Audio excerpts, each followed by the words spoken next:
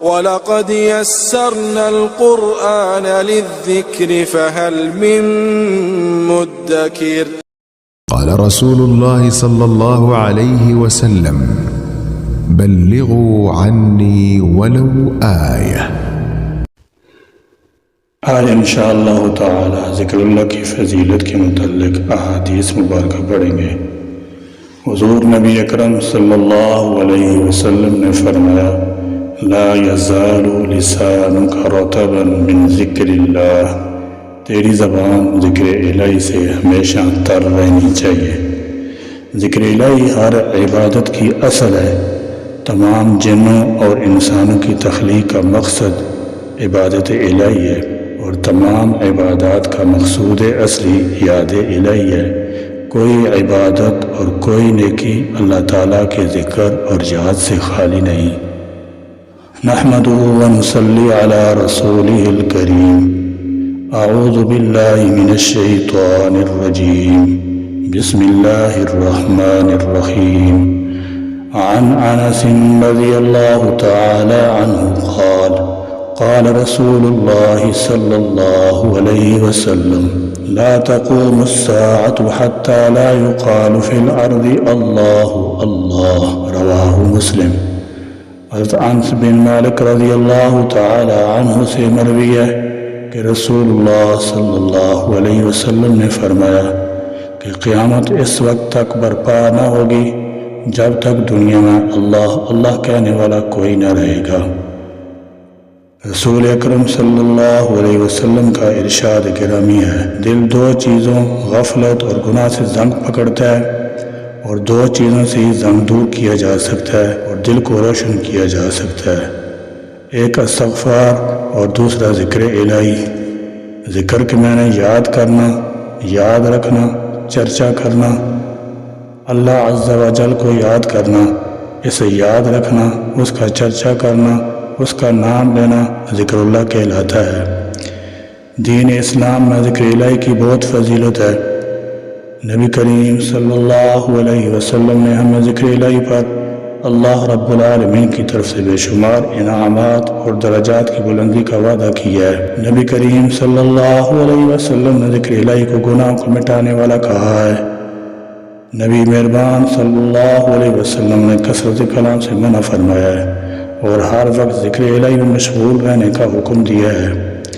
خوش قسمت ہیں وہ لوگ جو دنیا کے ساتھ اپنی آخرت بھی سنوار رہے ہیں، اور جن کے دل اللہ کے ذکر سے غافل نہیں ہوتے، ان کی تو شان رسول اللہ صلی اللہ علیہ وسلم نے فرمایا۔ حضرت ابو ہریرہ رضی اللہ تعالی عنہ روایت کرتے ہیں کہ ہم نے رسول اللہ صلی اللہ علیہ وسلم سے سنا کہ قیامت کے دن اللہ جل شانہ بعض قوموں کا حشر فرمائیں گے۔ ان کے چہروں میں نور چمکتا ہوگا، وہ موتیوں کے منبر پر ہوں گے، لوگ ان پر رش کرتے ہوں گے، وہ انبیاء اور شہداء نہیں ہوں گے۔ کسی نے عرض کیا: یا رسول اللہ صلی اللہ علیہ وسلم، آپ ان کا حال بیان فرما دیجئے تاکہ ہم ان کو پہچان لیں۔ آپ صلی اللہ علیہ وسلم نے فرمایا: وہ لوگ جو اللہ کی محبت میں مختلف جگہوں اور مختلف خاندانوں سے آ کر ایک جگہ جمع ہوں اور اللہ تعالیٰ کے ذکر میں مشغول ہوں۔ ایک جگہ فرمایا کہ جب جنت کے باغوں پر گزرو تو خوب چرو۔ کسی نے عرض کیا: یا رسول اللہ صلی اللہ علیہ وسلم، جنت کے باغ کیا ہیں؟ ارشاد فرمایا کہ ذکر کے حلقے۔ آج تک جتنے اولیاء اللہ گزرے، ان کا کوئی وقت ایسا نہیں گزرا جو یاد خدا سے غافل ہو۔ ہر گھڑی اللہ ہی اللہ کی صدائیں ہوتی تھی، یہاں تک کہ جب حضرت جنید بغدادی رحمہ اللہ کا انتقال ہونے لگا تو کسی نے کہا: حضرت کلمہ پڑھ لیجئے۔ حضرت جنید بغدادی رحمۃ اللہ کہنے لگے: میں کسی وقت بھی اس کو نہیں بھولا، یعنی یاد دلاؤ اگر میں کسی گھڑی بھی اپنے اللہ کو بھولا ہوں۔ اللہ کی یاد جب انسان کے لبوں پر قلب میں سرائد کر جاتی ہے تو سکون اور طمانینت بھی رچ بس جاتی ہے۔ انسان کی تمام تر پریشانیاں خود بخود دور ہوتی چلی جاتی ہیں، دل میں فرحت، سرور، انبساط پیدا ہو جاتا ہے، دل اور چہرہ پر نور ہو جاتا ہے۔ ذکر کا نور دنیا میں بھی ساتھ رہتا ہے اور قبر میں بھی ساتھ رہتا ہے۔ ذکر دلوں کو زندہ کرتا ہے، ذکر الہی سے بے حد قوت حاصل ہوتی ہے۔ آپ صلی اللہ علیہ وسلم کی لخت جگر سیدہ فاطمہ رضی اللہ تعالی عنہا نے چکی کی مشقت اور دیگر معمولات کی زیادتی اور تکالیف کی شکایت کرتے ہوئے آپ صلی اللہ علیہ وسلم سے خادم طلب فرمایا، تو آپ صلی اللہ علیہ وسلم نے سیدہ فاطمہ رضی اللہ تعالی عنہا کو خادم دینے کی بجائے رات کو سوتے وقت 33 مرتبہ سبحان اللہ، 33 مرتبہ الحمدللہ اور 34 بار اللہ اکبر پڑھنے کا ارشاد فرمایا، اور فرمایا خادم کے بجائے یہ کلمہ تمہارے لیے بہتر ہے۔ ذکر الہی شیطان کو ذلیل رسوا کر دیتا ہے، ذکر الہی سے اللہ راضی ہو جاتا ہے، ذکر الہی غموں اور پریشانیوں کا علاج ہے، ذکر الہی سے دل میں مسرت اور خوشی پیدا ہوتی ہے، ذکر الہی سے بدن کو تقویت ملتی ہے، ذکر الہی سے انابت یعنی رجوع الی اللہ حاصل ہوتی ہے، ذکر الہی سے تقرب الہی حاصل ہوتا ہے، ذکر الہی سے معرفت کے دروازے کھل جاتے ہیں، ذکر الہی سے اللہ عز و جل آسمانوں میں ذاکر کا تذکرہ کرتے ہیں، ذکر الہی سے دل کا زنگ اتر جاتا ہے، ذکر الہی سے اللہ تعالیٰ دستیاں دور فرما دیتا ہے، ذکر الہی سے دل کو قرار اور اطمینان نصیب ہوتا ہے، ذکر الہی سے انسان لغویات سے محفوظ رہتا ہے، ذکر الہی سے ذاکر نیک اور سعید ہو جاتا ہے، ذکر الہی کی وجہ سے انسان قیامت کے دن حسرت سے معمول رہے گا۔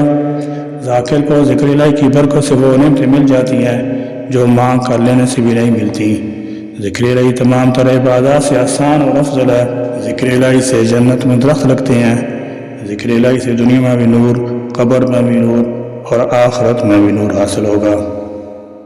ذکر الہی سے دل بیدار رہتا ہے، ذکر الہی سے دل کی قساوت نرمی میں تبدیل ہو جاتی ہے، ذکر الہی دل کی دوا اور قلب کی شفا ہے، ذکر الہی محبت الہی کا اصول ہے، ذکر الہی ہر قسم کے شکر سے اعلیٰ ترین شکر ہے جو مزید نعمت کا باعث ہے، ذکر الہی اللہ تعالیٰ کی رحمتوں اور فرشتوں کی دعاؤں کا موجب ہے، مجالس ذکر جنت کے باغات ہیں، مجالس ذکر فرشتوں کی مجلسیں ہیں، اہل ذکر سے اللہ تعالیٰ ملائکہ میں فخر فرماتے ہیں، ذکر الہی پر ہمیشگی کرنے والا مسکراتے ہوئے جنت میں جائے گا۔ اگر ہم غور کریں تو معلوم ہوتا ہے کہ اسلام نے ہمیں ہر لمحہ ہر موڑ پر ذکر الہی کا ہی درس دیا ہے۔ گھر سے نکلیں تو دعا، بازار جائیں تو دعا، سواری پر سوار ہوں تو دعا، شہر میں داخل ہوں تو دعا، پانی پئیں تو دعا، کھانا کھانے سے فارغ ہوں تو دعا، مسجد میں داخل ہوں تو دعا، اور نماز تو دعاؤں کا مجموعہ ہے۔ مسجد سے باہر نکلیں تو دعا، لباس پہنیں تو دعا۔ الغرض ذکر الہی کا مفہوم یہ ہے کہ بندہ ہر وقت اور ہر حالت میں اٹھتے بیٹھتے لیٹتے جاگتے اپنے معبود حقیقی کو یاد رکھے اور اس کی یاد سے کبھی غافل نہ ہو۔ اس وقت جب کہ پورا ملک افراتفری کا منظر پیش کر رہا ہے، ضرورت اس بات کی ہے کہ انفرادی و اجتماعی توبہ کی جائے، ذکر الہی کو اپنا شیوا بنایا جائے۔ احادیث مبارکہ میں جو موقع مار کی دعائیں امت کو بتلائی گئی ہیں ان کی سیکھنے سکھانے کا بھرپور اہتمام کیا جائے، بزرگوں سے تعلق استوار کیا جائے، ان کی مجالس کو غنیمت سمجھا جائے، ان کے ہاتھ میں اپنا ہاتھ دیا جائے، دل کی دنیا آباد کی جائے، روحانیت و ایمانیت کی شمع فروزاں کی جائیں۔ جو اس حقیقت کو پا لے گا اسے ایمان کی حلاوت و مٹھاس نصیب ہوگی اور نا امیدی مایوسی کا طوفان خس و خاشاک دکھائی دے گا۔ ہم اپنے رب قریب سے دعا گو ہیں کہ ہمیں کم گو اور حق گو بننے کی توفیق عطا فرمائیں اور ہم اپنے زیادہ وقت کو رب کریم کے ذکر میں گزار سکیں جو کہ کل یوم قیامت ہمارے کام آ سکے۔ آمین یا رب العالمین، وآخر دعوانا الحمدللہ رب العالمین۔